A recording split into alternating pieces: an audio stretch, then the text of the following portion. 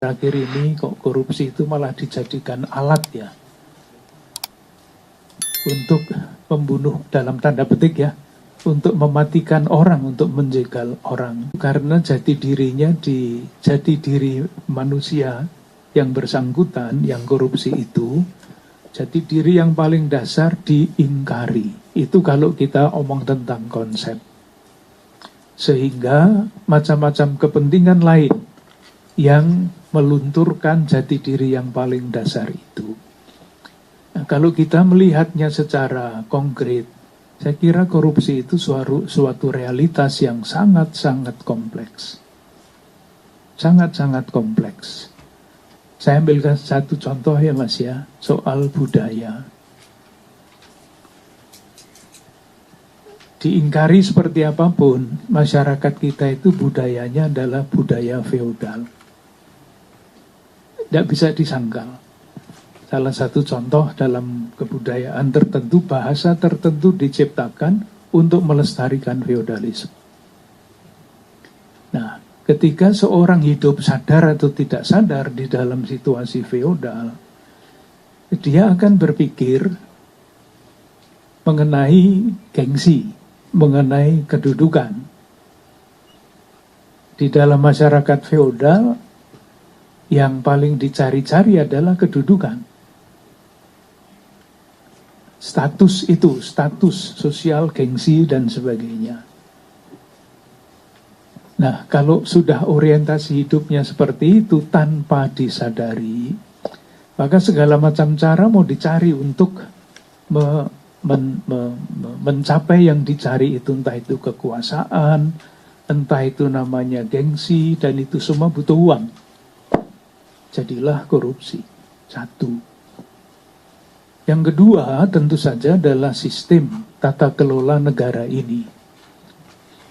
Kita semua mendengar akhir-akhir ini kok korupsi itu malah dijadikan alat ya untuk membunuh dalam tanda petik ya, untuk mematikan orang, untuk menjegal orang. Korupsi dibiarkan supaya nanti pada waktunya bisa digunakan untuk kepentingan tertentu. Nah, itu kan politik yang busuk sebetulnya. Dan segala macam cara. Nah, kalau ditanyakan gereja itu berbuat apa, tentu gereja itu kompleks Mas ya. Gereja itu bukan hierarki, gereja itu adalah umat.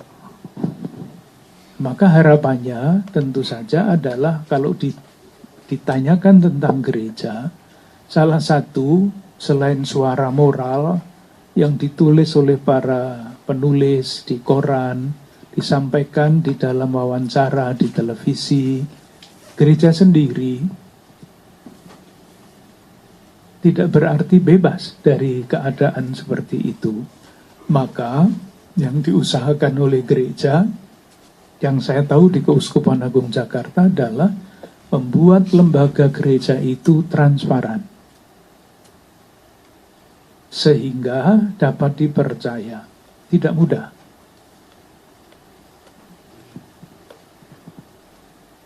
Dan dengan tujuan itu dibuatlah macam-macam model tata kelola. Ini Romo Samuel ini membuat terus macam-macam aturan tata kelola di dalam gereja, supaya bahaya korupsi di dalam gereja sendiri oleh umat sendiri itu sejauh mungkin dicegah.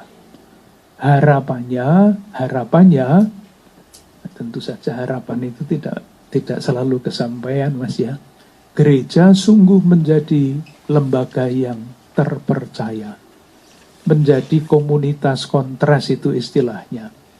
Ketika di masyarakat tersebar kecenderungan untuk korupsi, menggunakan jabatan untuk macam-macam kepentingan, di dalam gereja hal seperti itu jangan pernah terjadi.